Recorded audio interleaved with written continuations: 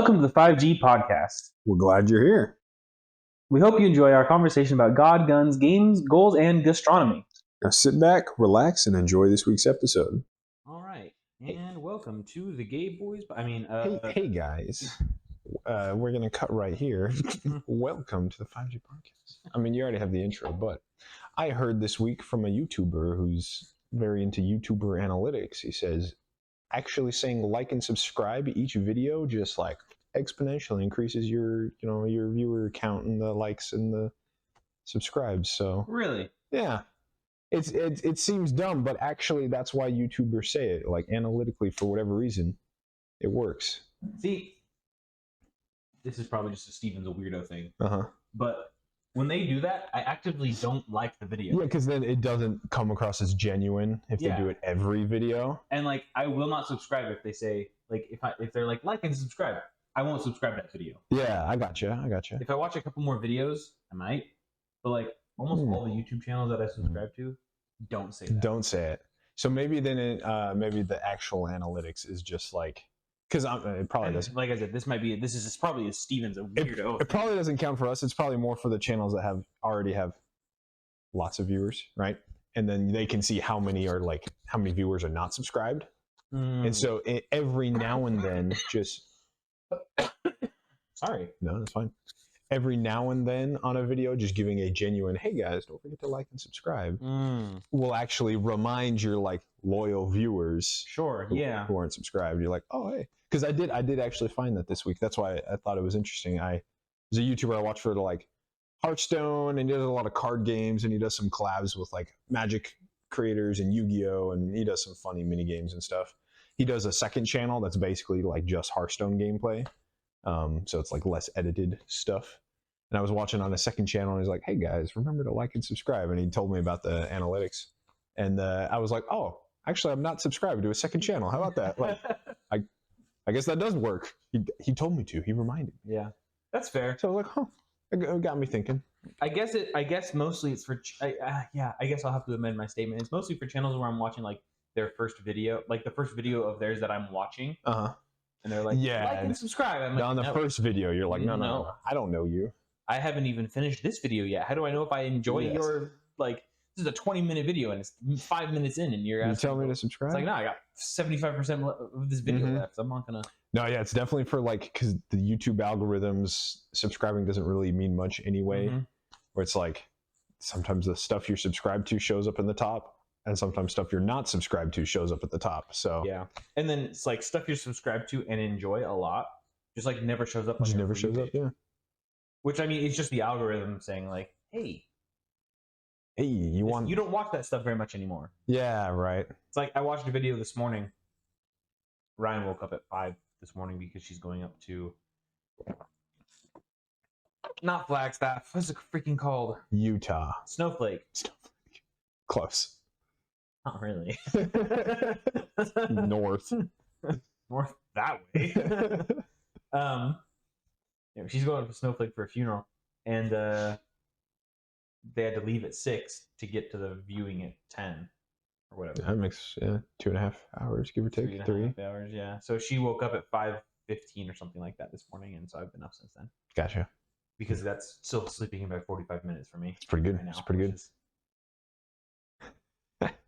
I mean, I was awake anyway, basically. Yeah. It's like you're used to waking up at whatever time, 6, and then like every day around that time, your body's like, all right, we're getting up here soon. Yeah. This morning, my body at 4:30 was like, all right, we're getting up here soon, and I was like, you're like, no, it's the weekend. Anyway, just a little bit longer. So, anyway, I've done a lot of stuff this morning already. Yeah. Right. And I was watching a video of a barbecue channel that I used to watch like religiously. Okay. And I stopped, not out of any like just interest change over time, yeah. And I'm still subscribed to it, but I haven't seen a video suggested for this guy in like a year and a half. Really? 2 years. Like you click on his channel and like scroll, and you're like, I haven't seen any of these. Yeah, literally. Wow. And he posts 1 or 2 videos a week. Dang. Which like, yeah. So. Yeah. And the funny thing is that the video that he suggested to me wasn't even like him barbecuing anything. It was him showing off the new shop that he's building. Like not shop, but the new like studio, like barbecuing studio that he's building. So yeah. Somehow that, you know, the subscription plus that video was enough to push it to the top of your feed. Yeah, it was. After so long. Algorithms, man. Can't live with them. Yeah. That's it. Yes. Algorithms. So yeah, remember to like and subscribe, obviously. 5G Podcast for loyal viewers. Or just even one of those. Haven't actually looked at our stats in a minute of like how many viewers are not subscribed. I'm pretty sure most of our viewers are subscribed, last I looked. Probably. I don't know. Most of our viewers are me on a bot farming account on the side, so Russians. We're paying Russians to We're paying the Russians just to click refresh. No, sorry. Not Russians, Macedonians. Oh, Macedonians. Is that the official term now? Not for Russians, but for Macedon. Macedonians. Macedonia. From those from Macedonia. Do they still call themselves Macedonians? I think Macedonia is still a country. No. I thought it was like a province of Greece at this point. I thought it was still a country. I think Greece and Macedonia are separate countries. There's no way that's a real country. North Macedonia, country in the Balkans? What? All right. There's also a city in Ohio, of course. North Macedonia, bud. North Macedonia. Right in between Albania and Greece. Serbia, Bulgaria, and Greece. What the heck? No one's heard North Macedonia? Yeah, man. So this is when they come up with those stats of like, there's 190 something countries. This is just one of those like random ones that nobody's ever heard of. I mean, lots of people have heard of it. I've heard of Macedonia. Yeah, same thing. I haven't heard of North Macedonia. It's just old Macedonia. That's like saying, dude, did you hear there's a new country, North China? Russia? Russia? North Russia. Arctic Circle?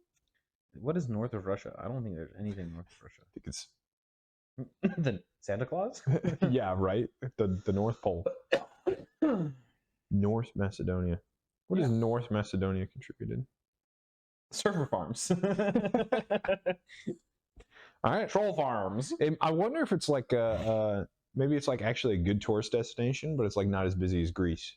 You can probably still get like a decent amount of like Balkans history and architecture. Yeah. I found so I haven't been to Greece, like mainland Greece. I've been to Rhodes, which is like the island. It's an island, but it's like it's part of Greece. Yeah. The Colossus of Rhodes. Yeah, I know. But it's literally like 10 miles away from Turkey. Yeah, okay. And like 300 miles away from Greece. That's pretty wild. It's hilarious. I wonder if it was just like a staging point for enough of their wars, and so they, I don't know the whole story of Rhodes. Greece and Macedonia, like Alexander the Great used to own Turkey. Well, yeah. And like, so I'm saying, was that a staging point at some point? Oh, so that's why. I think it was like a relatively important island. They built a giant statue there for some reason, so. Which is so sad that it's gone. Yeah, I know, right? Like, it's one of the 7 ancient wonders, Colossus of Rhodes. Yeah, it's too bad that it died. Yeah. Wasn't sturdy enough. Did I ever do like a recap of your trip? Yeah. Yeah. Okay. I do remember that. Yeah. So I've walked around the entire island road. It's not a big island. Yeah. I mean, it's big for an island. Big, but like it's also it's just sitting in a sea. One of the prettiest places on earth. Rhodes. Not Rhodes. That part of the Mediterranean. Oh, okay. Turkey is gorgeous. Turkey. Well, I'm just saying, next trip, North Macedonia. I think so. I think we have to, right? Yeah. To go meet the server farms. And whatever else they offer. The pictures on Google are actually kind of convincing me. So, right, let's see what their capital city looks like. Skopje. Oh, it's gorgeous. Official language Macedonian and Albanian. Look at these buildings, dude. I'm saying you probably still get like ancient architecture. Like those are new buildings, but done in like an ancient style. It's cool. That's pretty. All right, let's see. Their official currency is still dinars. They still use Macedonian dinars. I'm like, all right, let's look at the Hotel Senegalia 5-star hotel. Gorgeous on the inside. Mm-hmm. $100 a night. It's not that. Wait. I mean, it could be better. But if it's a gorgeous hotel. That's the inside of the hotel. I mean, yeah, that would definitely be more than $100 here in the States. Yeah, that'd be like $400 in the States. Well, maybe we hit up North Macedonia for our next. Did I just bump that? You did just bump the camera. No, I think it's fine. It still looks passable. Sorry, I don't have a cameraman. Yet. Yeah. Once we hit 23 subscribers. Anyway. Yeah. North Macedonia. Very interesting. It's where all my bots come from for our subscribers. I'm gonna have to do some more research into that. I find that very intriguing. North Macedonia. Anyway, now that we've kind of feels like a consolation prize. Yeah. From like old Macedonia. Like, hey, sorry, bud. We like totally destroyed you. Yeah. But you can have this country if you want the name back. Gee, thanks. Yeah, it's like, okay. I only briefly scrolled the Wikipedia, but I think it was like it did change hands, like the territory did change hands a few times. So, and it's sad because Alexander the Great used to be the Macedonian guy. That's right. Yeah. The Macedonian Empire. The Macedonian man. I mean, I think it's funny that we call it the Greek Empire, even though he wasn't Greek. Yeah. He was Macedonian. Right. Anyway. Anywho. Cut. Yes. That's the end of the episode. We just talked about North Macedonia. Don't forget to like and subscribe again. Unsubscribe and then subscribe again. That's right. It looks good on the analytics. We wanted to talk about a game we've mentioned previously. I think so, yeah. As something that is like, hey, you guys should do more of these, gaming industry. Yeah. Black Myth Wukong. Black Wukong Myth? The Black Myth Wukong has been in the news. There was a review done by someone. The person? A human being. And the website that the review is published on, basically, it was, this game is a C+ game. Yeah. Pros of playing this game. The gameplay is fantastic. The item tree is fantastic. The ability tree is fantastic. The storyline is fantastic. The graphics are fantastic. The gameplay is awesome. You have super cool abilities. Like, boom, boom, boom, they say gameplay twice, as you did. Yeah. But basically. Whatever. Like, all these, it's this. Things amazing. The negatives. Sometimes it takes a minute to load. There's not enough female representation. There's not enough non-binary representation. C+. Like, and not everyone. A lot of people online are like, the majority of people who enjoy playing games for entertainment. Well, not only that, but like, it's like you're a video game curator, a video game analyst. What is the journalist? Video game journalism has been dead for like a decade. Video game journalism, in my opinion, should just be like an Instagram page or a subreddit that just says new games coming out. Bink, bink, bink. That's it. Our analyst rates them A+, B+, C+, whatever. Yeah. Video game journalism has been dead. Great. Shadow Legends to make money. Yeah, there you go. Ads. There's a long storied history of video game journalism, and I'm sure other YouTubers can probably do it better than me. But that's not surprising seeing that, because it's like nobody should trust video game journalists anymore. But it's hard because you need the news of new stuff coming out, and you do want reviews, and so I think that's why people should just go to their trusted YouTubers. We're streamers. Because this game looks pretty fun. Looks like it probably deserves better than a C+. Yeah. doesn't have enough representation. It's based off of like Hindu mythology. Also, the guy is a monkey. He's a monkey. He's Wukong from Hindu mythology. I'm pretty sure. Like, is it Hindu? I think it's Hindu. I don't know. Yeah, he's the monkey god. Like, no, it's Buddhism. Buddhism? China, right? Oh, okay. Hindu is India. Buddhism. There's is also a lot of cross pollination, but yeah, yes, that's origins. True. Very, very true. That's very, very true. Very, very true. So I believe because he's a Wukong is a Chinese myth. Okay, it's a Chinese myth. Okay, right? It's not Indian, is it? I didn't think Buddhism had real mythology, so Wukong, Black Myth Wukong comes up as the first. Yeah, it's just traditional Chinese myth. Okay. Sun Wukong. You know what we need to do? No, okay, it is technically Buddhism, I guess. He gets imprisoned under a mountain by Buddha. It's kind of rude. It's really rude. I was gonna say what we need to do is log into Smite and read the lore. What a character or what a apparently my brain just doesn't want to work this morning. What mythology he comes from. Oh, yeah. There you go, because they tell you where each god comes from there. It's true. These do have Hindu gods. Yeah. Rama. That's right. Ganesh. Rama. Those are the only two I can think of. Yeah. The dude with the bow. Rama. Yeah, all right. That makes sense. Oh, Shiva. Shiva, yeah. The most broken, at least when we were playing 2 years ago. Kali. Oh, that's right. Yeah. Oh, and isn't Bakasura? That sounds like it should be, but. And there's another one. Shoot. See, I played the Persona game, so that's how I know my mythologies first.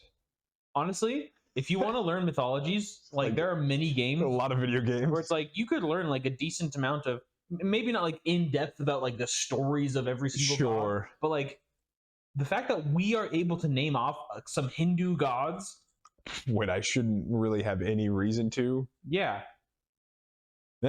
I mean, how many Aztec gods can you name off now? Oh yeah. You know, you got Chalk. Yeah, I forgot about Chalk. Got the rain god. I even kind of know a little bit about their domains. Yeah, exactly. From playing video games. Right. Kukulkan is the wind god, or, dragon wind god or whatever. Chalk is the storm god. I kind of know like what they're supposed to look like their representation. Yeah. That is a good point. That's pretty funny. It's pretty cool. One of the first like games I have a fond memory of playing a lot of when I was a kid is Age of Mythology, which was an awesome game. It had like a standalone story and separate campaigns, and you played in the multiplayer was a real-time strategy like a StarCraft or a Warcraft. The campaign was phenomenal too, but you could play as they had Greek, Norse, and Egyptian were like the three, and then each of them had like three gods you could play as that just had different powers, but the faction, the mythology was similar. So in the main story, like you played as just like the Greek story was the best from what I recall. You just played as like normal Greek dude, but you're like dealing with the gods, and it's kind of annoying. Yeah. Because you're just like they created like a custom story out of Greek mythology, which was cool. And then the gameplay was fun. They added there was an expansion later that added specifically the what do they call them? Like the original Greek gods. So they added like Kronos and Gaia, like the old gods, right? The Titans. The Titans. Thank you. That was the name of the expansion. Titans.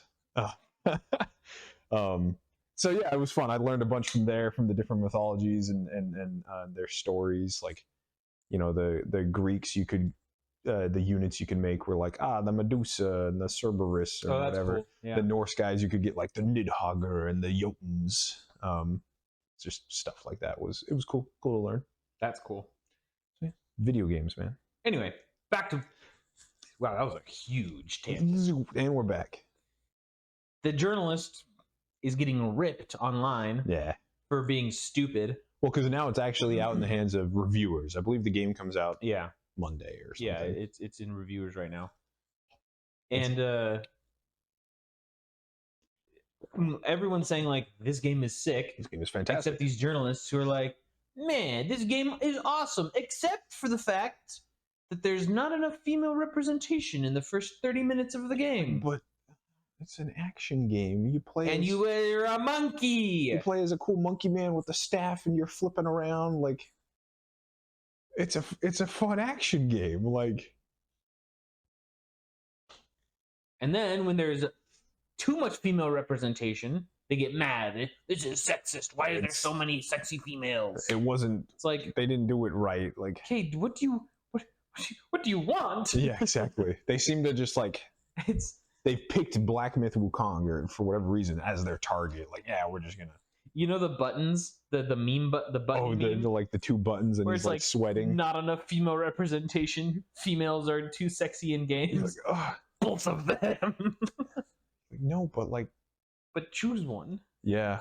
You can have one or the other. It's like. Yeah, it does seem weird. It's like why is Black Myth Wukong being so targeted? Yeah. And it looks like a fantastic game. Yeah. It looks great. From what I've seen, right? If anything, maybe it's having the opposite effect of what they intended, because now maybe it's just drawing more people to the game, or yeah, for sure. Yeah, because everyone's gonna watch like a gameplay video about it. Yeah. After reading an article and say, I don't care. Yeah. This looks sick. All right, this game looks fun. Maybe I should buy this. Yeah. I won't be buying it because it's not my style of game. Sure. I that Dark Soul style. Yeah, kind of fight, action RPG, Elden Ring type thing. Not my cup of tea currently. I've not played one that I've loved, right? No, you haven't played one that's loved you back. Does Elden Ring love you back? Exactly, it doesn't. You just have to grow to accept the abuse. Do I need to call like Child Protective Services on you or something? They did get me when I was young. It's true. The Dark Souls, they snatched me. Woo. Yep. I've been caught ever since. Yeah. So like, not my style of game. So, but like, I don't feel like that disallows me from saying like this game looks dope. Yeah. Right. Just, I mean, if you are into action RPGs, give it a look. This looks sweet, and like some of the abilities that you can do, like some of the cool moves, like they look pretty cool. Yeah. I'll definitely be at least watching some gameplay. I feel like stand up on your staff and like. Yeah, it's from what I saw, he was twirling around and doing lots of flips, and cool acrobatic stunts. Like, all right, that looks like that'd be fun to pull off. Yeah. Anyway. Journalists. Yeah. You don't hate them as much as you should. Video game journalism, long dead. Very, very much. Yeah. We have started a new Magic the Gathering deck building challenge. It's been a minute since we've like talked in depth about Magic the Gathering. Oh yeah, okay. I don't know if you realize that we haven't talked about any new cards in like 4 or 5 weeks. No way. Yeah. Well, you see, actually, we had some spoilers this week. No. Were there? There were 1 or 2 like maybe leaks where you had to like zoom in and like Photoshop. So I don't know. We don't have official cards. AI to translate the blur. Yeah, exactly. So I don't know how true those are. We're not really a Duskborn. Yeah, the Duskborn Commanders, maybe, because they spoiled like the front of the box art. Again, if you like zoom in, you can kind of make out 2 of the 4 commanders. There was one thing about Duskborn that I was wondering about. They're coming out with like a new thing. I don't remember what it was. Oh, schemes. Nope. No, they already have those. Conspiracies. No, I feel like it was plot twist. Anyway. Yeah, tell us, Trevor. Tell us about the new Magic thing that we're doing. Yeah, so as our play group, we've decided, since we all like building decks anyway, we decided to have a challenge. We usually do one about once a year. I think even last year on the podcast, we talked about the Jund challenge. We did. Where we all built $50 Jund deck. Yeah, it was budget, so we did red, green, black. We all built the same color deck, different commanders that we assigned, or we picked. I think we picked.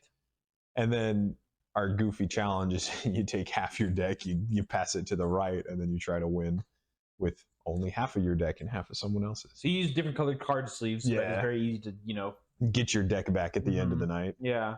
And then you have different combinations each time you play, swapping with different people.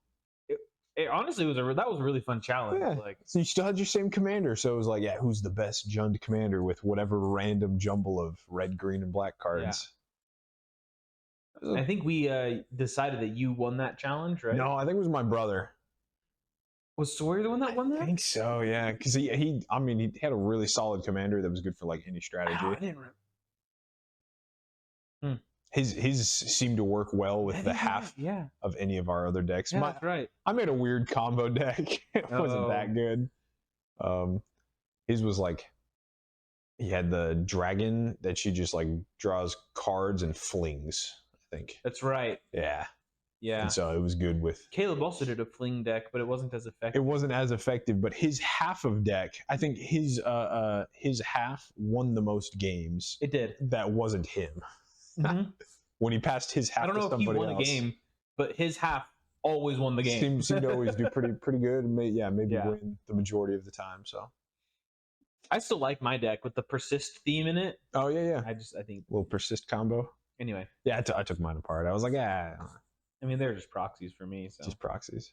Did you buy the cards? I had like the commander and one or two other things, but anywho, our new challenge we've decided is we're battling it out for the best creature type of them all, but only the bad ones. The best worst creature. Yes. So we picked underwhelming tribal is our archetype. So we pulled up 1,000 to 600. It was 1,000 to 200. So under 1,000 decks on EDHREC, best database for commander. It's the least popular creature types. So we had some heavy hitters in there, like detectives and rhinos. Crocodiles. No, I think they were underneath. They didn't quite make the cut. They're very bad. Yeah. We wanted at least a legendary creature to be the commander that kind of fit the tribe. Yes, elephants. I think there's some fun ones. Some of the new ones from Bloomborough are still down there. Yeah, because not tons of decks yet. It's a surprise. I was surprised to see like the new otters are getting up there. I think mouse was there, and I'm like, okay, raccoons. Yeah. So you have decided on. I got illusions. So we did 2 rolls. So we got to choose with advantage. Roll with advantage. And this was So I guess we need to explain. This was all randomized. We randomly which one we got. It's like, oh well, out of all these ones, I'm going to choose this one. No, we put all of them into a list, randomized, and then because they're so bad anyway. Yeah, nobody would probably pick to just make a deck like this. No, it's only for our challenge playing against other tribal decks. Yeah, and so you rolled on the first one illusions. Yeah, on the first one. I got turtles on the second one. Ooh, yuck! I didn't know that. Turtles.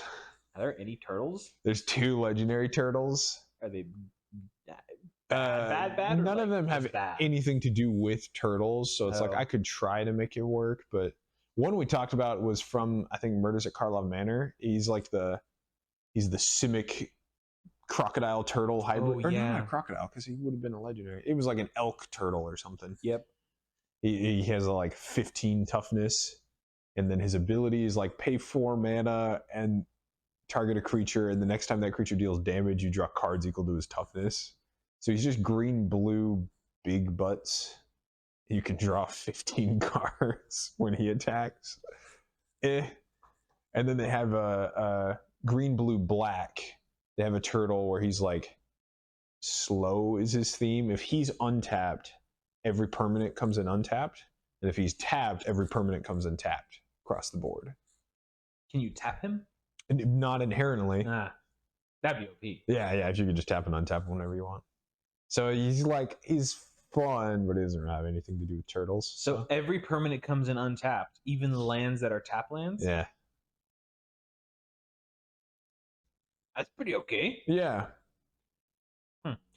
Our rule is that in order to be a true tribal deck, like 33% of the deck has to be. So 30 to 35 cards have to be tribal of the tribe that which is rough for some decks.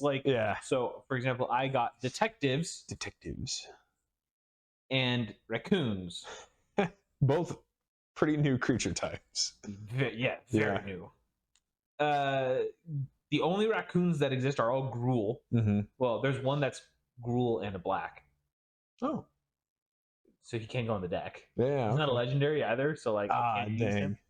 Why? But like the two legendary raccoons, one is the face commander of the precon. The precon. The other one is just raccoons. Like at the beginning of your what was it? For each raccoon that attacks, you get a mana. No, I think it's the beginning of your main phase. Your main phase, you get mana. It was something like that. I don't remember what it was. It's Gruul ramp. Yeah, basically. That's it. Legit, that's it. Which I already have a Gruul deck. It's kind of a different Gruul deck because it's an equipment Gruul deck, which is normally not a Gruul thing. Yeah, that's true. The Kamigawa decks were interesting in that regard. They were pretty different. So I can't decide. I also have like really tried to not make multiple versions of the same color combination. Yeah. The problem though is that my other option, detectives, is like there's no cohesion at all. Nah, that's so weird. I can't believe they had a couple legendary detectives, but they didn't. I hadn't been able to find like something where it's like make any detectives. cohesion. You have like even like a Lord effect where it's like detectives get +0/+1 or whatever. Something lame. Like, please let me at least have something like that. Detectives, when they attack you, surveil one or something. They investigate one. And there's not like because they were like supposed to be like this. So Bloomburrow is coming out with a bunch of different new creature types, but in each creature type is a tribe. Is kind of tribal color tribes. Yeah. Right. So it's like all the raccoons are Gruul. Mm-hmm. All of the rabbits were white and blue. They did Ravnica clans, but just made them animals. Yeah. Whereas the detectives are just there's mono black, mono blue, black, red, black or green. Actually, there's not very many green. Mainly the blue, black, and white. Blue, black, white, and a little bit of red. Yeah. Yeah, there's not very much green now that I think about it. So trying to find a commander that like lets me have multiple different detectives. So maybe you need to pick one of the 4 or 5 color commanders, and then just play all your detectives. Yeah, that might be something. But also, all the detectives have like these random abilities. That like in order to like create a deck around them would just be like what? I mean, I'm sure it's possible. And I also haven't decided which one I'm choosing yet. Yeah. Detectives or raccoons. That's one of my things I'm going to do today is I have not decided which. Am I going to do the detectives or am I going to do Gruul? Yeah. Raccoons. I've got illusions, and there's only like there is actually a 5 color commander who's an illusion. Which is kind of funny. His abilities are not that good. But he's 5 colors. He's 5 colors. His name is Chromat. He's a super old card from I think Legends. And he just has 5 activated abilities. Like he costs Wooburg, and he's a 5/5 illusion, nothing, no keywords. And then he has 5 activated abilities that are like subpar. Like they're not that good.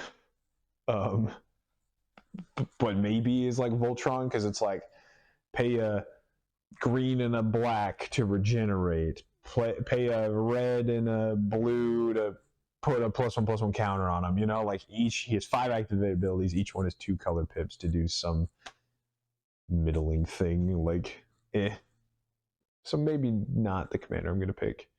But they do have a mono blue illusion commander. There's a couple unblockable illusions. Yeah, some of them have similar-ish themes. They're either like unblockable, they can't be the target of spells or abilities, or they just die. Mm-hmm. And then some of them do other interesting things because it's blue, it's illusion, so you're kind of doing tricksy things, like either playing with your hand revealed or turning into copies of other stuff. There's actually a pretty good one in Commander in general. It's like a pseudo board wipe. It turns all creatures face down when you cast them. Into tutus? Yeah, just turns them into like 2/2 morph creatures. That's pretty okay. It's pretty okay, yeah. Because if they don't have flash, I don't think he has flash. Yeah, that's too bad. Yeah, the commander herself kind of lets all of your illusions do something cohesive. At least it's like whenever you have an illusion, I think just leave the battlefield. I don't think it has to be dies. You can drop a permanent card from your hand with mana value less than that illusion's attack. So the very least, if I can keep my hand full, the very least, if I have like any illusion die, I can put a land down. Oh yeah, kind of. Ramp. There are some combos with that. I'm like, all right, of course, Trevor gets the combo potential underwhelming creature type.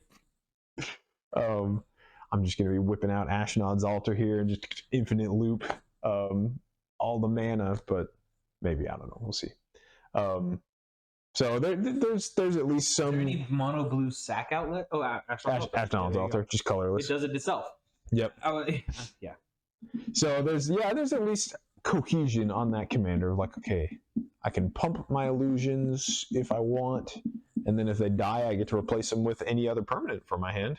More illusions, maybe. Could be okay. There's probably a way to bounce them back to your hand using Ashnod's Altar, because isn't there a blue spell that when a creature would die, exile it, and then you can still cast it again or something like that? Not quite, but there's similar stuff for sure. The first effect is how a lot of people build that commander is not illusion tribal. They build her as wheels. So it's like whenever you draw your second card each turn, you make an illusion token. And so people just, it seems really boring. I don't know how you win, but they just play wheel effects so that like at instant speed on anyone's turn, I can wheel. So everybody has to discard their hands and draw like fresh hand. So that counts as me drawing a second card on other people's turns. So I get another token. Woo. I mean, I guess you get to go through your deck quicker. Yeah, so maybe they build that with the combo pieces and then they just try to dig to find the combo pieces. Yeah, it doesn't sound very fun. But if you accidentally discard a piece, I don't know. Yeah, it's like, well, crap, now I like... Your payoff is just making one token, one creature token. Yeah, it doesn't seem very good. Who knows? What were the other... Caleb got... Horses. Which he decided to not do. Definitely not horses and satyrs. Which is the one he's going with. Yeah, and then our buddy Davis got constructs. She's not doing. No, and... I remember the other one. He got otters. Did he get otters? It's not sounding familiar. I wrote it down on my desk, but... No. I don't remember. Yeah, something better than constructs, I'm pretty sure. So, well, the constructs were just going to be freaking either a Urza's deck or an Urza deck. Yeah, it's just artifacts. Karn deck. Yeah, constructs. Yeah, I mean. So we're gonna build them and pit them against each other. See who's got the strongest, underwhelming creatures. We'll have to see how they turn out. Yeah. Let's see. I don't know if any of us, like, on the face of it, have like the upper hand. The obvious. I don't think any of us got like a deck that was like, yes, that sucks for the rest of us. Yeah, the ones that were like maybe kind of interesting why they were so low was squirrels. Like, yeah, but it's just because there's good squirrel commanders in Magic, have been for years. Yeah, but people don't play them as squirrel tribal decks. Sure. So it looked like squirrel tribal decks were very underwhelming, but I don't think they would be at all. I think they could be pretty impressive. Pretty strong, yeah.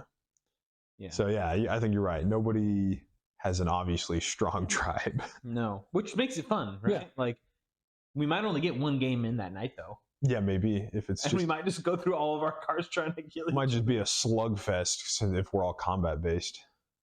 Yeah. Which most of us probably will. Battle Cruiser Magic. Yeah. Harken back to the old days of Magic. It's not really Battle Cruiser because they're like really tiny creatures. Generally, yeah. A lot of just cheap, weak creatures. A lot of small arms fire. There's no limit on trench warfare. No limit on budget or deck construction other than that. True. So people can still run board wipes and removal and. Yeah. Do we need to put a limit on budget, Steven? I'm just going into the reserve list and I'm thinking proxying Mana Crypt, Ancient Tomb. No, dude, I'm going to put a Black Lotus on there. Black Lotus, yeah, go for it. Colorless, baby. It's like, yeah, so this is my, I call it Trash Tribal. It's just trash pandas, and then you just turn one, you just blow up. have your whole deck. You're like, yeah, it's just a bunch of junk. Don't worry about it. Yeah, I just have just combo off a Black Lotus in here. That's it. CEDH trash pandas. Maybe I have to do the raccoons just because they're trash and Yeah. Yeah. Anyway, this is my trash deck. Yeah, I'm excited for it. It's fun. I think it's fun to. It'll be good. When you play Magic enough, you need to spice it up every so often. Yeah, and there are people who make new rules and new styles of Commander all the time. New formats. The Rule Zero gets talked about a lot. It's just like have fun. Yeah, just talk with your play group before playing is Rule Zero and come up with.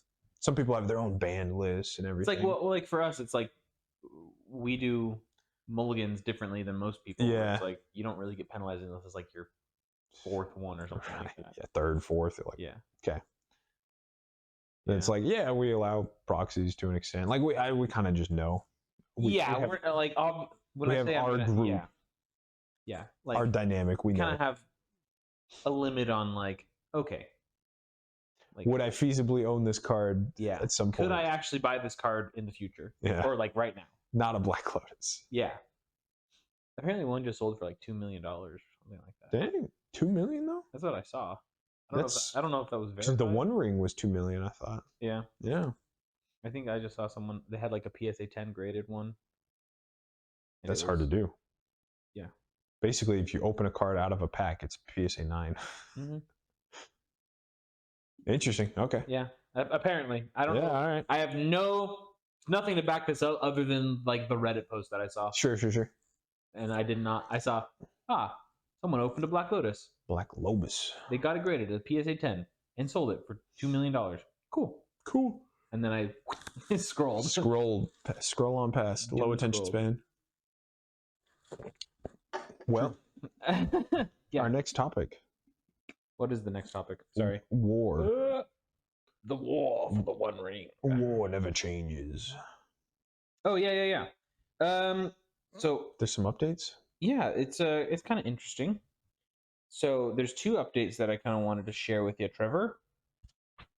And an eyelash on my phone. I'll bet you that just destroyed the mic. Me blowing straight into it. Yeah, probably. Sorry, listeners. I apologize. Russia and Ukraine. Said we don't care. Yeah. I really don't. It's kind of interesting because most people were like, Ukraine's going to fold under the power of the second biggest military in the world. And then 2 years later. Oh, yeah. Almost, I think. A year and a half. No, when did it start? 2022, I'm pretty sure. Yeah. End of 2022, maybe, but yeah. Anyway, a while later, mm-hmm. Ukraine has invaded Russia. Counter invasion. Yeah, so there's a bunch of fighting in like one part of Ukraine, and the Russians have like invaded, obviously, right? And then Ukraine was like, well, if you guys are up there, who's down there? There was no one there. Sneaky. All right. So they said, whoop, and invaded, and like 200,000 people or something like that had to be evacuated on the Russian side. And there were still people living in the border towns? Yeah, which is crazy to me. Yeah, that's a war front. Wild. They just maybe want to live somewhere, I guess. That's true. That's but yeah, so like they invaded and they're still holding it. Like this is like a week now, I think. They've taken a whole city from Russia. Yeah, and it was like 150,000 to 200,000 people had to be evacuated from the Russian side. A sizable town, then. Yeah, and they had to. Russia had to obviously divert troops down there, and they're trying to fight their way back and take that region again, which has given Ukraine some leverage up in the north to counter it and stuff like that. Pulling troops away. Yeah, and then yeah. So a lot of people are saying like, this is dumb because Russia or Ukraine just like Russia wasn't invading at that point on the map anyway. Mm-hmm. So like, who cares about it? And then you're just taking troops from where you're supposed to try to be defending and throwing it down there instead and wasting resources there. And other people are like, well, but you're pushing into Russia, forcing them to do the same thing that you're doing, and then you can counteract that by doing a tactical retreat and move all of your retreat slowly and start siphoning the troops back up to the north while they keep siphoning troops back to the south. Then you can push them out of the north as well, and everyone's like, I was about to say, yeah. Everyone thinks they're a general. Everyone thinks they can wargame and stuff like that. And I mean, these people need to read Sun Tzu, so it's true. It's true. But like, it's interesting that and still no nukes have been fired, and people are dying. It's really like old war tactic. It's very interesting that it seems. It's very trench warfare too. Yeah, it's really crazy. It doesn't sound like a modern war where it's like, okay, we'll sneak around the side and we'll take this city that we think they've left undefended, like, because it's easier to defend a city than it is to than try to fight and take one. So we'll force them to come and take this one back. Yeah. But in modern war, you're like, yeah, but we're just gonna like firebomb it or whatever. Like Sun Tzu, didn't write for airstrikes and artillery and FPV drones with grenades strapped to them. Yes, exactly. It's crazy to me. So this is one of the things that I find most interesting. I watch a decent amount of they call it war porn. Okay, sure. But it's like GoPro like footage. GoPro footage from war zones. Right? Wow. And I mean, I'm not like sitting online like I love watching this, but like I follow a couple of people who like will post it and stuff like that. And it's mostly like the interesting ones where it's not just like people getting wrecked. Yeah, right? that's like that stuff is like, okay, I didn't have to see that. That's a little sad. Yeah, in trench warfare, it's like I've seen some of them where it's like, yikes. Yeah. Anyway, but the cool technology stuff. The technology ones are really cool. Where it's like, it's a Ukrainian drone, and it spots the tank. And the operator goes and dive bombs into the open hatch on top or whatever. Oh, and blows the entire thing up. So it's literally less than probably $2,000 worth of equipment and on some this drone. Plastic explosives, like some C4. The drone itself is $1,000 or whatever. Mm-hmm. Some C4 or grenades or mortar shells or whatever they're using as the explosive. Gotcha. And they literally just kamikaze it into the inside of the tank. That's crazy. And blow up this multi-million-dollar tank just on the remote controls, and boom. That like in terms of just financial value, that's obviously a win for your side, your army, if you can deplete your opponent's resources more than your own. It's been very interesting as well, because this war is made a lot of people think like fighter jets are antiquated. Oh, okay, just fighter jets, yeah. Because you have the reason for this is because anti-aircraft is really good now, yeah. Even for stealth fighters might still be an okay thing, sure, but like anything like an F-16, F-18, F-15 just get shot down now. All of the MiGs, and Su fighters. Too old, unfortunately. Well, and like even the Su-57, which what did they call it? It's not the criminal. It's the not prisoner. Don't know this one. It's Russia's like top of the line fighter.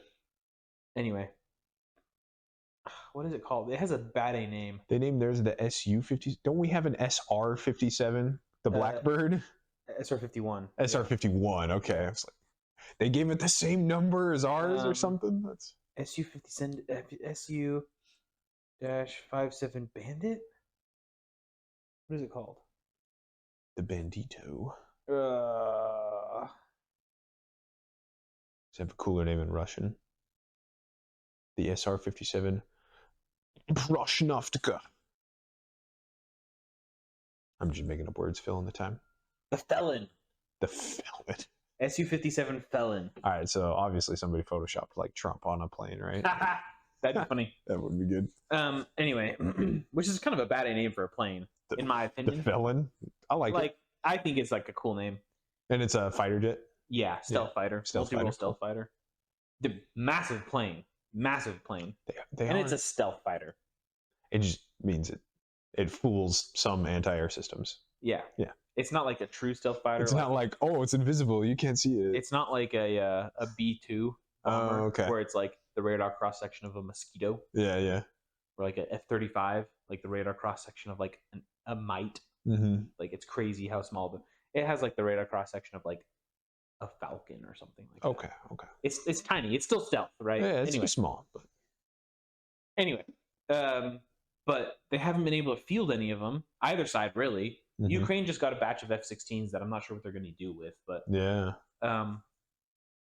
But apparently, like, they haven't been using any helicopters or No any helicopters. I guess they're they've not been doing a using- lot of troop movement. Well, the problem is that a helicopter. So there was actually just a confirmed air-to-air kill with a drone versus a helicopter. Oh my goodness! Like That's crazy. Drone warfare is upon us. it's we've entered the age of drone warfare. Yeah. And so people are like, well, why put a man in a plane? why put a man?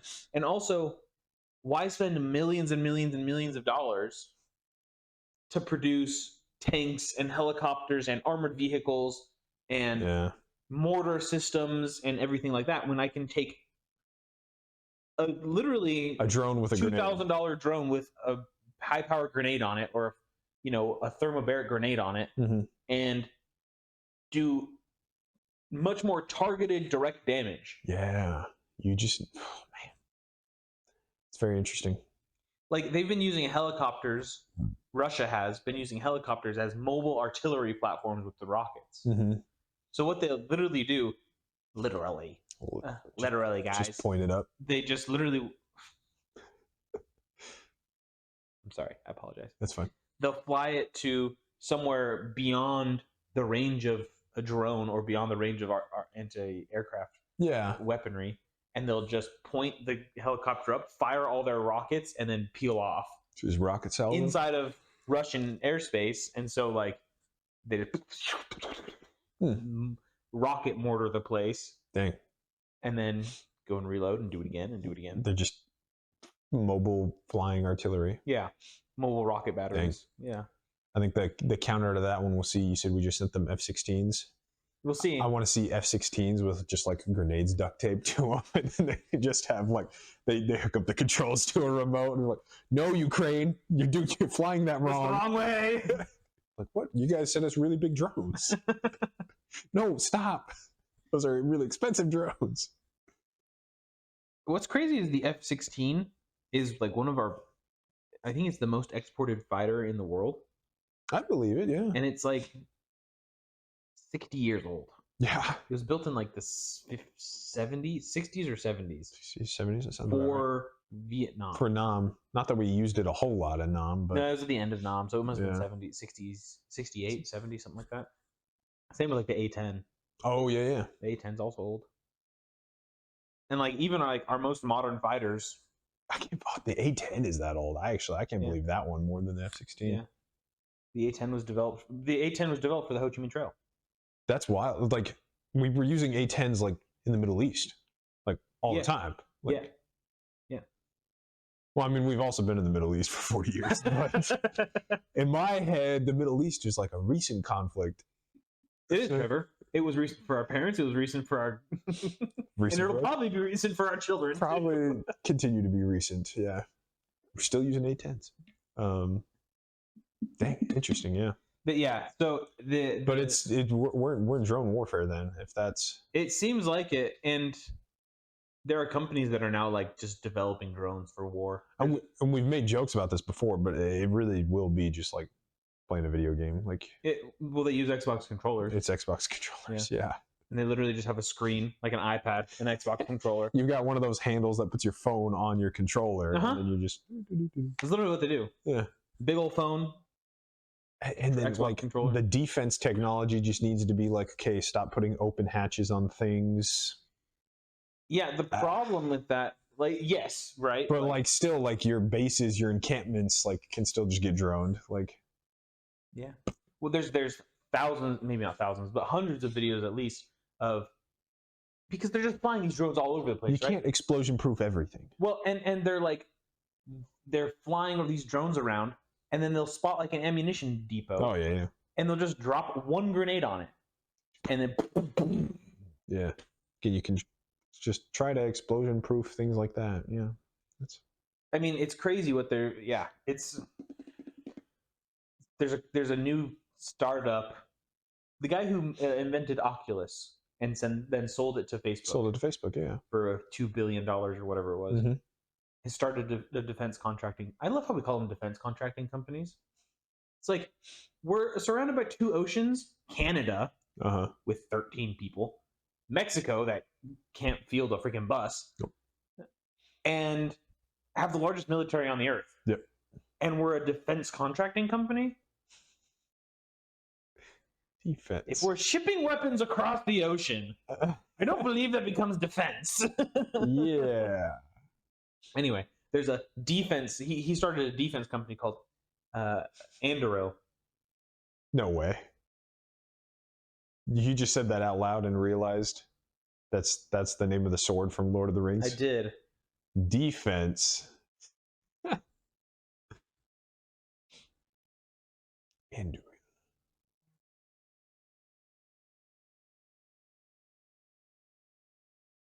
I would normally try to fill the time with speaking. Anduril. Anduril, okay. Forged from the shards of Narsil. Anduril. It's spelled exactly the same.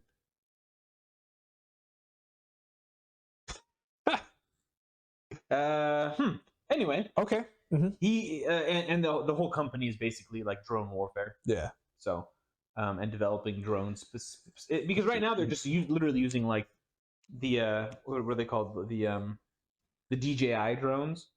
The DJI is like a hobbyist drone company. Oh, okay. And they have like nice cameras for like filming weddings and whatnot. Yeah, some action shots of landscapes. Exactly, and they're like hobbyist drones. Like they start at like $750 for like a cheaper one. High-end hobby. Yeah. But and they've just been like retrofitting going them. Up. So these guys, this Anduril company, is she's making drones fitted for that. Yeah, and so he has one that's like shaped like a rocket, but it's a drone. So that's you can fly it around and just a little more aerodynamic or whatever. Yeah. And I've seen them mounting on like the larger drones that you would use for like a real film production, like the ones that are like 10 foot across or so, are carrying like Hellfire missiles. Dang. I want to see one that's just like holding a big like minigun. It'd be sick. Yeah. It'd be sick. I've actually just because that reminds me of something like Borderlands or whatever. Like I've honestly thought, yeah, true. My gun shoots my gun holds a gun that shoots drones or whatever. Yeah. Yeah. Anyway, the other thing that's interesting is that there's a black flag, or what's it called? A black flag operation? The one where they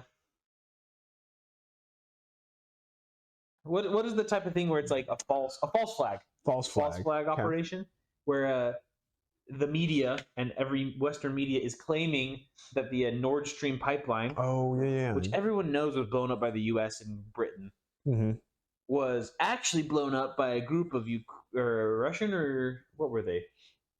Russian freedom fighter or Ukrainian freedom fighters or something? No, it was like it might have been Ukrainians, but there was a bunch of them on a yacht, and 2 of them were certified scuba divers, and they were hanging out on this yacht, and then they scuba dived down and blew up the pipeline. Gotcha. And everyone's like, okay, yeah. I mean, like technically that's possible, but like also we know it was the U.S. Yeah. Why are you guys trying to hide it? Like we know, like CIA, we know it was you. Yeah. It's like the Bay of Pigs. No, we didn't do that. It wasn't us. It's like, yes, it was. We know it was you. This is like in the history books at this point. Yeah. It's like JFK assassination. It's like, we don't know who that was. That one's technically not in the history books yet, but everyone knows. Everyone knows. It's so obvious. Everyone knows that. They hated JFK. Well, he said he was going to disband them as well. And they're literally, their job, if you think about this for 2 seconds, it makes like, how can you not see this? JFK says, I think the CIA is corrupt and that we should disband them. CIA's whole role is to topple governments. We like our jobs. We like doing what we do. Mhm. We are, the black hand of the world, or whatever they want to say, right? Yeah. Huh. There's a president who says he's going to get rid of us. We know how to get rid of presidents pretty dang well. Mission directive, topple government. The math adds up pretty well there, Trevor. It's pretty easy. Minimal margin of error on that math. You don't need to be a conspiracy theorist. Was there a second shooter, Steven? I don't think it matters. There were probably 7 shooters. Heck, you know what? I'll bet if their original sniper missed, one of the Secret Service agents was actually a CIA operative, he would have pulled out a pistol and go, and then he just would have been like, oh, well, guess I'm dead. Guess I'm dead. Yeah, exactly. Take the cyanide pill and... Yeah. Not a conspiracy theory. It's not a conspiracy theory. It's a fact theory. Fact theory. It's a fact. It's a matter of time before it's in the history books. It's true. It's true. To summarize, I do find it interesting how this conflict has been going on for a long time, but is like taking us back to like old war tactics, but then also new evolving technologies. Yeah. So it really reminds me of World War One, where we were just like, oh yeah, tons of experimentation, tons. There hadn't been a big war for a while before that one, so and obviously nothing that big ever. Yeah, well, and like they weren't. I mean, it was like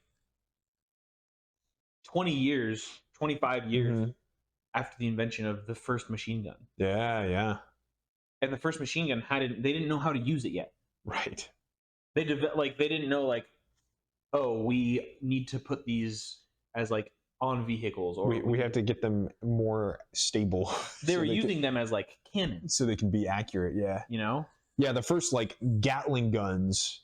Yeah, so they had Gatling guns. Were the end of the Civil War, and they were abysmal. Like they did not do anything, and it was not that long that they. Yeah, and Maxim. That sounds right. Yeah, created his Maxim machine gun in 7.62 by 51R. 54R. Sorry. Maxim. I can get it correct. I promise. They're gonna fact check you. They might, and they're still using Maxim machine guns today in Ukraine, which is hilarious. That is actually pretty. I mean, they're great guns. Like, anyway. Yeah, lots of experimentation. Back then, it was just like mustard gas and flamethrowers, and now it's drones. So interesting stuff. War is always sad, but it always advances technology. Yeah.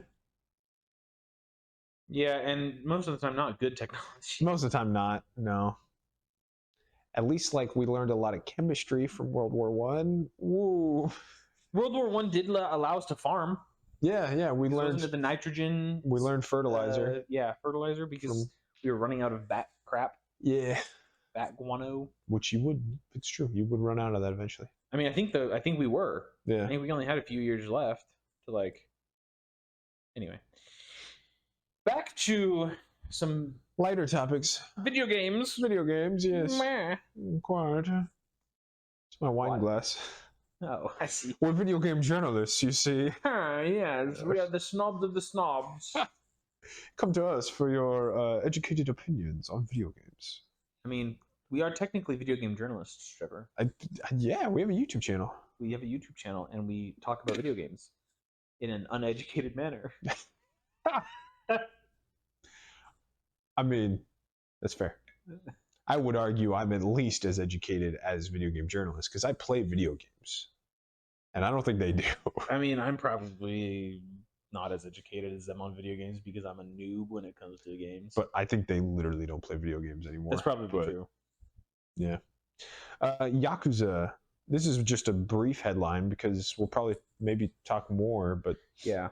I've talked before. I do enjoy the game series, the game show, and I'm like one toe deep in the world of Yakuza. Pretty sick game series though, pretty popular, especially in Japan. It's just like it's the Godfather to them. It's just like the Japanese mafia as a video game. Pretty sick. They're making a live action TV show. Amazon is, I think, it comes out this year, like November, December or something.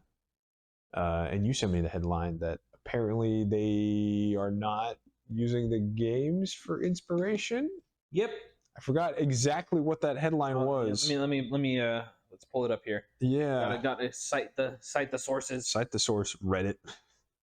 or some tweet that gets put on Reddit. All right, here it is. It says, as soon as my Reddit opens, I found it.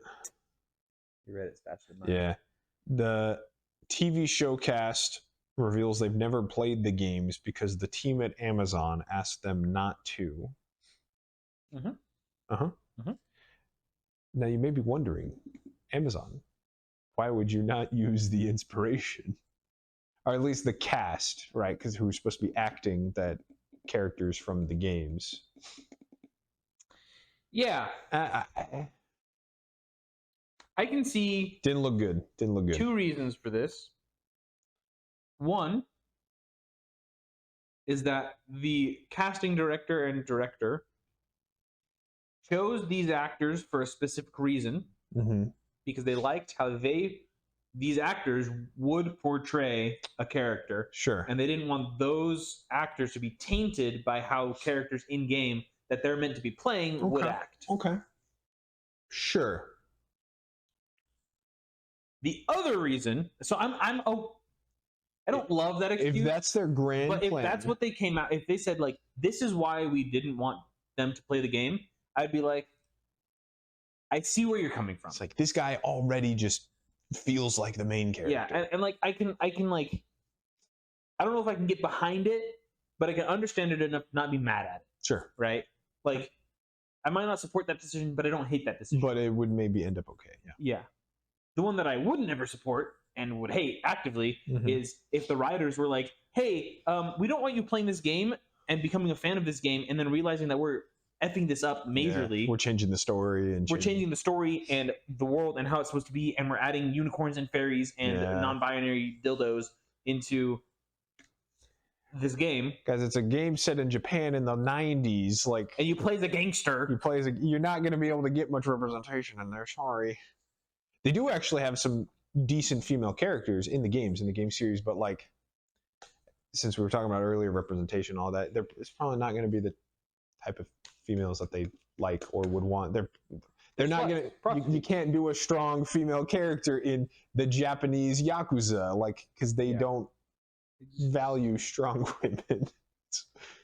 It's kind of a man's world, but the female supporting characters in the Yakuza story are done really well. Yeah. So we'll see what happens. Yeah. Are you gonna give it a watch? I probably will. I watch think the first episode. If maybe it doesn't spoil the games for me.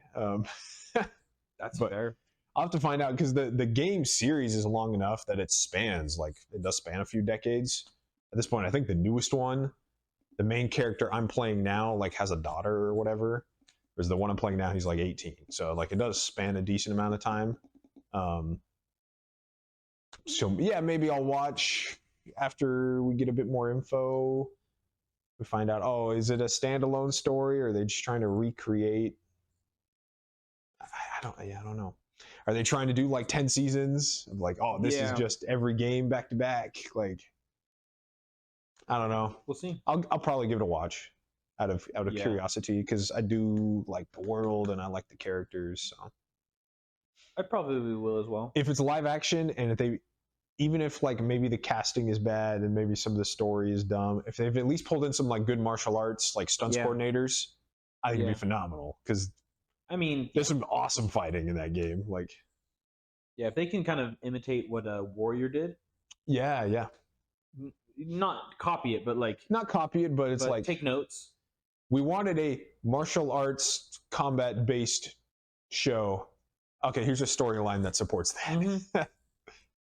So if they at least do that, I mean, that's what the video game probably is. Yeah, more or less. Yeah. Yeah. It's like, oh, we kind of wanted like a Japanese like gangster crime drama with a lot of fighting. Okay, yeah. Here's a story for that. And it just so happens that there's a historical precedent in Japan for that. So yep, perfect. We're gonna just kind of the only element they might not be able to capture from the games is some of the like the goofiness of just like the random mini games, and the side quests you do in Yakuza are absolutely hilarious. The main story is like very serious, so it's they counterbalance it so well with like the lightheartedness side stories. Sure. Of just man, there's one goofy one. There's all these random little mini games. Like, you can go to an arcade and play. They have like a racing game, man. They have a crane game. And so one of them is there's like this little girl who's just like looking inside the arcade, and she's like, "Oh man, I really want that plushie from the crank game." And so you go and you get her a plushie. You have to like play the minigame to win it. You give it to her, and then like you show up a day later or whatever, and she's back outside the store. And she's like, "Oh no, I really want that plushie." And you're like, "Is this kid just playing me? Like, what's going on here?" And long story short, you find out that like you get her, I think on the third try, you get the best plushie. She takes it home. Some gangsters come and they beat up her mom because she had to pay them money, and they like tear up the kid's plushie. So then you beat up the gangsters and you go get like another plushie for her, and it's like, yay, thank you. And it's like, it's so random that you're just some random Japanese gangster, but you like, yeah, you made this little girl's day, and you saved her mom from like the yakuza, the evil yakuza. All right, it's just ridiculous, but it's countered by the serious undertones of the game. That's fun. I don't know if the TV show will capture that as well as a game can, but you don't really normally put side missions in video game adaptations.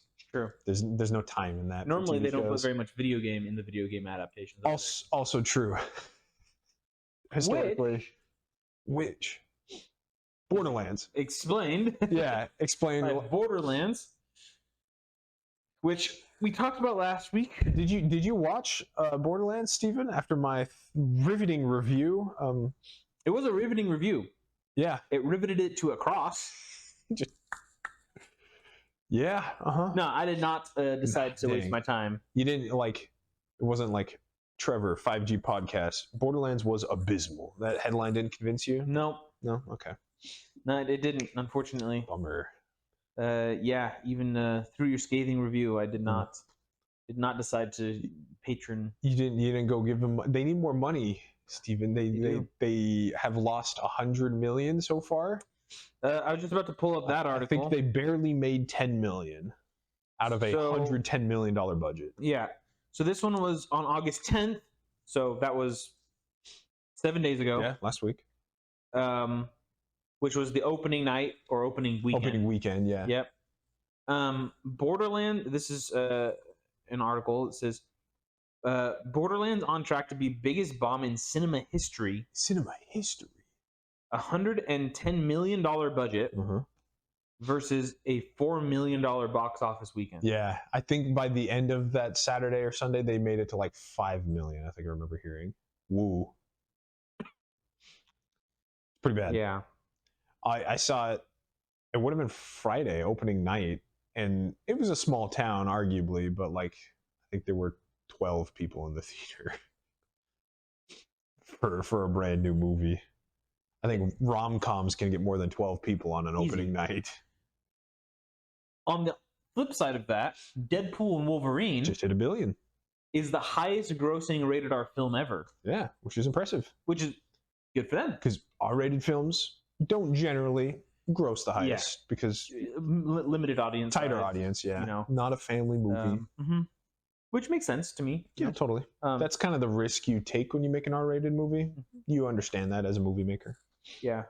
I do think that people are more willing to go see R-rated movies now because it feels like there's been some destigmatization of it because it's no longer like, oh, well, now that we're R-rated, we're just going to go ham on all the things that make us R-rated. Yeah. It's like, oh, we're going to have gratuitous sex and oodles and oodles and oodles of swearing. Just people exploding left and right. Like, nah, it doesn't really seem like that. Now there's a lot more, in my opinion, a lot more movies that are definitely a rated R movie still, right? But are kind of on that cusp of like PG-13 to rated R. I don't know, if it's just because I share a similar opinion to you. I don't know if it's just because we're older. It's like, oh yeah, I remember being young. Like when the first Deadpool movie came out, I was in high school. I was like, man, I hope they don't make it R-rated. I hope maybe they just like bleep all of Deadpool's swearing or something. Whereas looking back, I'm like, no, like Deadpool had to be an R-rated movie. Yeah, like, for sure. And watching movies now, I can clearly tell a PG-13 action movie versus an R-rated action movie.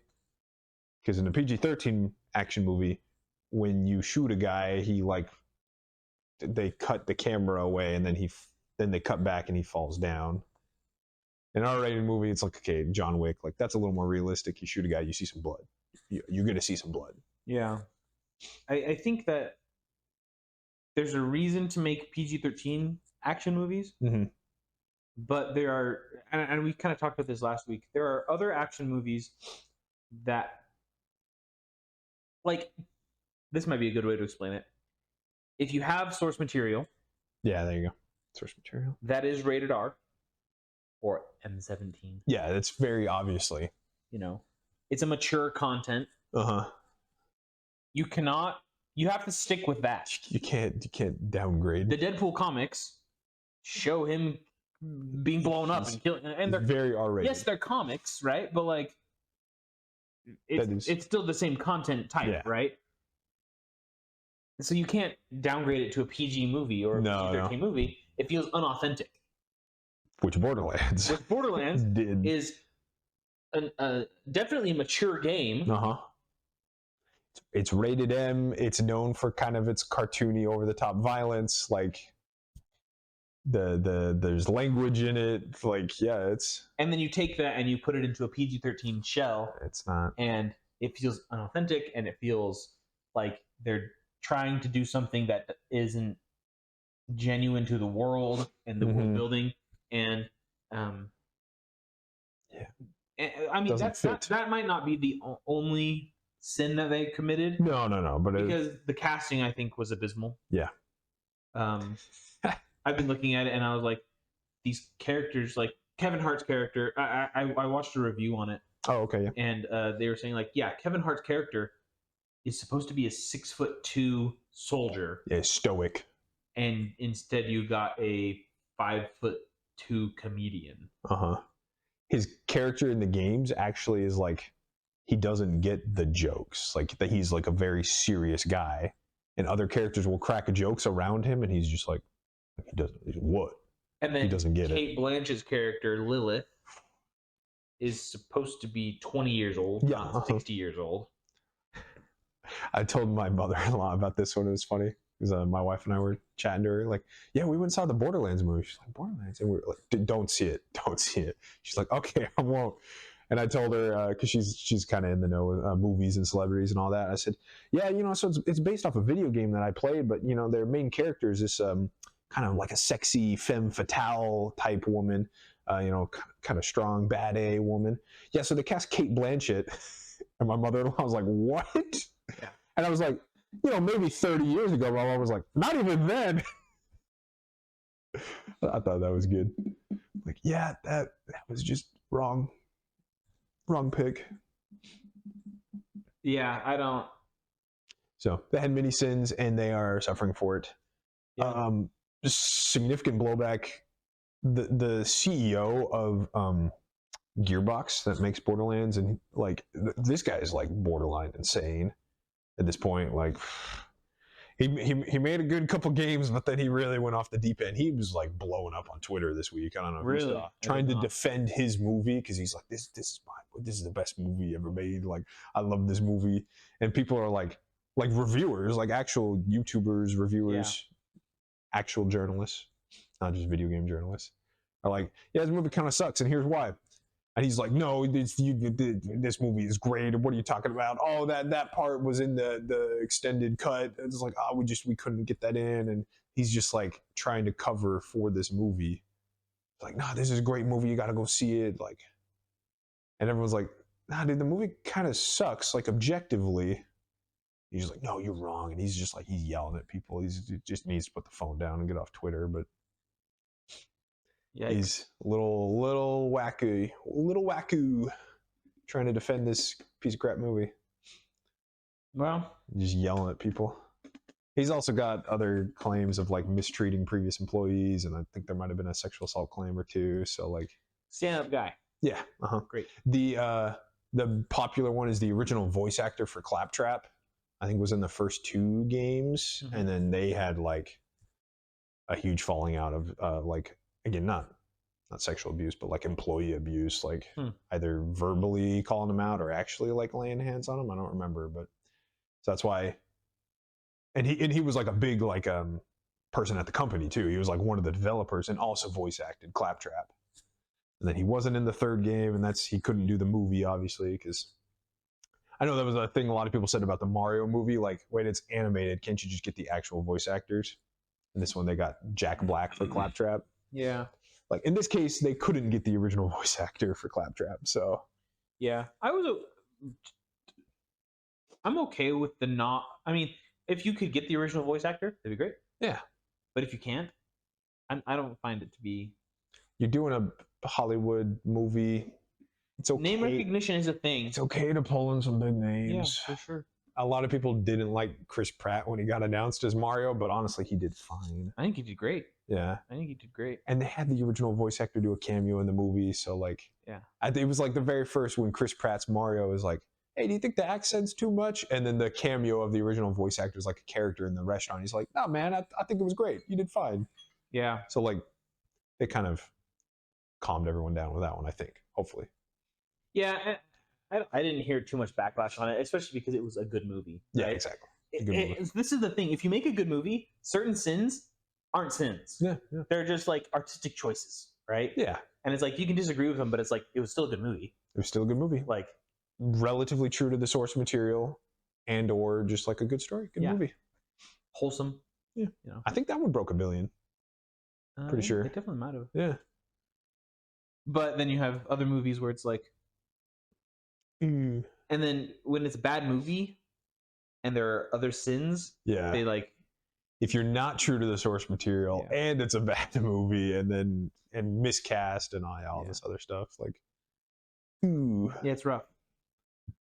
It's rough. Anyway, let me share my card of the week with you. Let's do it. We're right at time. So guess what? You already know what it is. I do already know what it is. Yeah.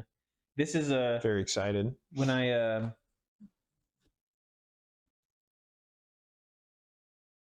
was thinking about the raccoons deck, I was like, I'm just gonna put this card in there. Oh yeah. Because a lot of the raccoons are 3 mana or less. 3 mana or less. So it's like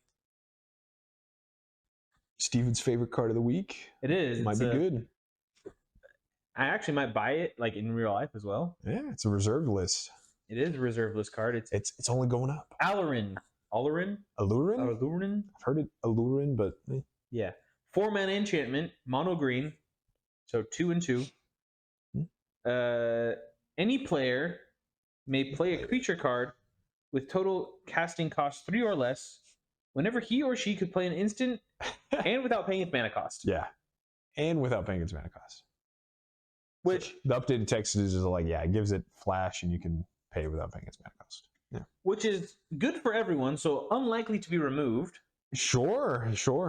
Because it's any player can play creature cards with mana value 3 or less at instant speed and for free. Yeah, even just the instant speed is almost like, give everybody flash. Probably wouldn't be worth 4 mana. But like that would definitely, not get removed. And now it's like, now I can cast them for free and at instant speed? Yeah. The thing is, though, is that if you put this in, like when we were texting about it, it's like, you should just win after that. Yeah. You texted this to me. I was like, oh yeah, Lauren. It was in legacy combo decks for a while. It was never quite like tier 1, I don't think, at any point in history. And it's since kind of been phased out. It's a little too slow for legacy now. But like, it was very common to just drop a lure in, and then drop like a combination of 2 or 3 other creatures, and then you could like bounce them back and gain a bunch of life and deal a bunch of damage. Yeah. It's like you win on the turn you drop a lure in. Yeah. You need 4 mana and then like 3 creatures in hand. Yeah. Because then you don't need any more mana. Yeah. So it's also a common. No, it's actually a rare, I think. The original art shows it as a maybe not original art, but has a black symbol. So yeah, those old sets didn't always have the same not nomenclature, but symbolization. Symbol, yeah. Symboling. What is the correct symbolismo? I think if you look it up on Gatherer, I think it's actually it is actually a rare. Ah, darn. Yeah. That'd be crazy in a freaking Pauper deck. Yeah, that would be insane. Pauper combo. But I was thinking like, I'll put this in any green commander deck that I have, except most green commander decks don't have like tons of tiny creatures. Small things, yeah. But the elf deck pop off. You got to be careful because you don't want anybody else to abuse it as much as you. You want it to be as asymmetrical as possible. True. But true. Alluring. It's pretty good. It's on the reserve list. So I was looking at it. But it's $5 maybe? Nah, 20. Oh, 20? Okay. Yeah, I think I texted you. It was yeah, they were hovering in between, depending on quality of the card, yeah. 20 to $30. It's like a 20-something-year-old card, so. So going up. It's going up. Probably won't ever. It can legally never be reprinted. Yeah. That's a Wizards of the Coast guarantee, Steven. You know. And for as long as that lasts. Yeah. I would be willing to bet within 10 years they get rid of the reserve list. Yeah, probably. There's a big camp of people who are not hoping for that, but thinking that. I just, the way I see them going is like there's 100% no. I don't think they should. Don't think they should either. I think a reserve list is a good idea. Yeah. I mean, anyway. There's my card of the week. Awesome. Pretty cool. For Alluring. I'm probably going to buy at least a couple of them. Probably not. Stonks. Anyway. Till next time. There it is. Thank you for watching this week's episode of the 5G Podcast. Make sure to like, comment, and subscribe to see more. And we'll see you next time. Thanks.